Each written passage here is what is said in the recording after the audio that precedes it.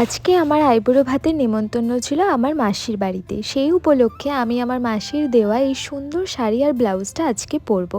এটা ছিল একটা মসলিন জামদানি শাড়ি।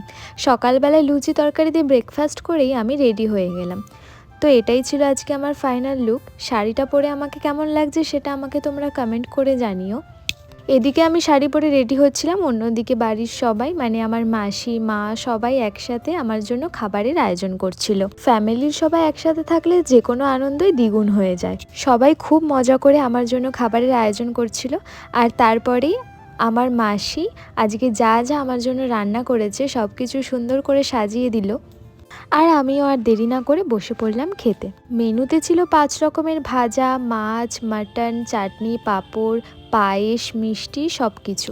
আমার বোনের সাথে একটু ভিডিও করতে করতেই মাসি আমাকে আশীর্বাদ করতে চলে এলো। এরপর মাসি মেসো আমাকে পরপর আশীর্বাদ করে দিল। আর তারপরে শুরু হয়ে গেল আমার খাওয়া দাওয়ার পালা। আজকের ভিডিওটা এই পর্যন্তই। ভিডিওটা কেমন লাগলো অবশ্যই কমেন্ট করে জানিও। দেখা হচ্ছে নতুন কোনো ভিডিওয়ে। টাটা।